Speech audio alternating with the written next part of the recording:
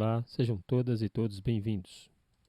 Vamos definir a chamada taxa de variação de uma função e calcular tal taxa de variação para uma função polinomial de primeiro grau. Além disso, iremos relacionar tal taxa de variação com o chamado coeficiente angular para tal função. Consideraremos no que se segue uma função polinomial de primeiro grau definida pela sentença f de x igual a vezes x mais b, onde a e b são números reais com a característica de que a é diferente de zero. Além disso, consideraremos dois pontos do gráfico dessa função, o ponto A de coordenadas xa, ya e o ponto B de coordenadas xb, yb. Já sabemos que o gráfico de tal função é uma reta no plano cartesiano determinado por esses pontos A e B. Podemos então definir a taxa de variação associada a uma função qualquer.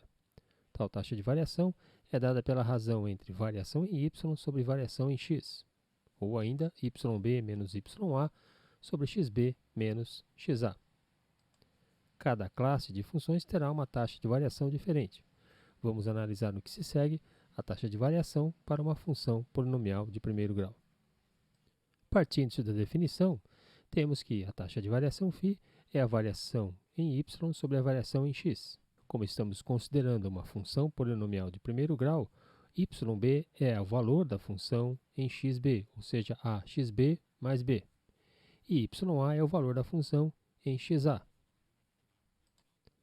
Dessa maneira, encontramos que esta taxa de variação é dada pela razão a vezes xb menos a vezes xa sobre xb menos xa.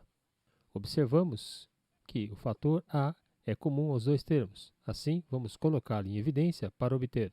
Taxa de variação é a que multiplica xb menos xa sobre xb menos xa e, portanto, a taxa de variação é igual a o coeficiente de x na função polinomial de primeiro grau.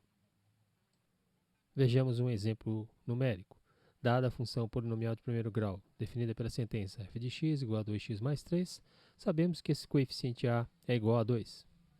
Consideraremos os pontos do gráfico desta função a de coordenadas menos 2, menos 1, e o ponto b de coordenadas 2 e 7. Para esses dois pontos, notamos que a variação em x, xb menos xa, é igual a 4, enquanto que a variação em y, yb menos ya, é igual a 8. Assim, notamos que a razão entre variação em y sobre variação em x, 8 sobre 4, é igual a 2, exatamente o coeficiente do termo em x dessa função polinomial de primeiro grau. Se considerarmos agora o ponto D de coordenadas 1 e 5, veremos que a variação em x, xb menos xd é igual a 1, enquanto que a variação em y, yb menos yd é igual a 2. Isso significa que a cada acréscimo de uma unidade em x, a respectiva variação em y é igual a 2, o que reforça o fato de que o coeficiente a, que nesse caso é igual à taxa de variação desta função, é igual a 2.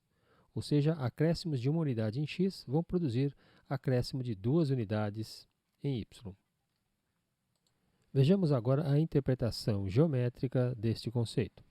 Para isso, vamos considerar novamente uma função polinomial de primeiro grau qualquer, tal que o seu gráfico contém os pontos P e P0. Construímos então um triângulo P0C, retângulo em C. Para esse triângulo, podemos calcular a tangente do ângulo α. Este ângulo α é o ângulo que o gráfico dessa função forma ou constitui com o eixo x. Lembramos que no triângulo retângulo, a tangente é a razão entre o cateto oposto a esse ângulo sobre o cateto adjacente ao mesmo. Assim, encontramos que a tangente de α, nesse caso, é y menos y0 sobre x menos x0. Ou ainda, a tangente de α é ΔY sobre ΔX.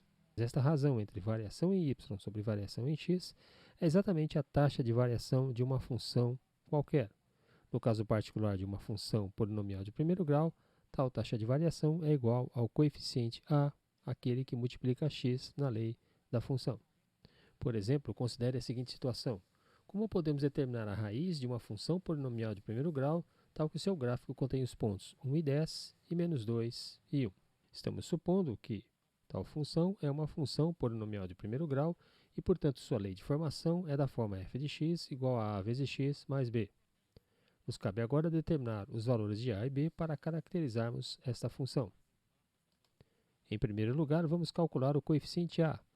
Já que essa é uma função polinomial de primeiro grau, tal coeficiente é a variação em y sobre a variação em x, ou seja, yq menos yp sobre xq menos xp. Portanto, este coeficiente a é dado por 1 menos 10 sobre menos 2 menos 1, menos 9 sobre menos 3, e, portanto, este coeficiente a é igual a 3. Assim, para esta função f de x igual a vezes x mais b, já podemos escrever que f de x é igual a 3 vezes x mais b. Devemos agora determinar o coeficiente b. Para tanto, vamos utilizar a seguinte informação, que quando x for igual a 1, a imagem dessa função é igual a 10. Assim, somos levados à condição 3 vezes 1 mais b igual a 10. Portanto, b é igual a 10 menos 3, ou seja, b é igual a 7. Logo, tal função tem a lei dada por f de x igual a 3 vezes x mais 7. Mas ainda devemos determinar a raiz dessa função. Para qualquer função f, a raiz é estabelecida pela condição f de x igual a 0, ou seja, o valor de x, tal que a imagem da função é igual a 0. No presente caso, somos levados à equação 3x mais 7 é igual a 0, ou seja, 3x é igual a menos 7, e, portanto, a raiz dessa função é menos 7/3. Se encontra, então, que, dado uma função polinomial de primeiro grau, definida pela sentença f de x igual a vezes x mais b, a taxa de variação desta função, ou seja, a razão entre variação em y e variação em x, é exatamente igual ao coeficiente a desta função. E devemos lembrar que, se a for positivo, esta função é crescente, ou seja, à medida que os valores de x aumentam, as respectivas imagens também aumentam, e, por outro lado, se esse a for negativo, ou seja, se a taxa de variação da função for negativa, os valores da função vão diminuir à medida que os valores de x aumentam. E com isso, encerramos esse encontro. Resta apenas um tópico para discutirmos envolvendo funções polinomiais de primeiro grau, o conceito de proporcionalidade. Tema do nosso próximo encontro. Um forte abraço a todos, até lá e boa sorte.